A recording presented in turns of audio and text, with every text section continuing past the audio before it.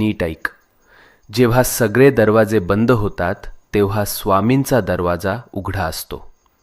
ही वेळ तुझी शिक्षा नाही, ही वेळ तुझी परीक्षा आहे.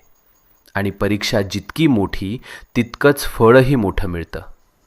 तू रडलेला प्रत्येक अश्रू, तू केलेली प्रत्येक प्रार्थना आणि तू सहन केलेली प्रत्येक वेदना स्वामींनी पाहिली आहे, स्वामींनी ऐकलं आहे.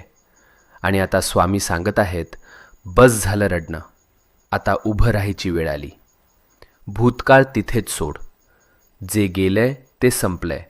आता तुझं जीवन नव्यानं सुरू होणार आहे.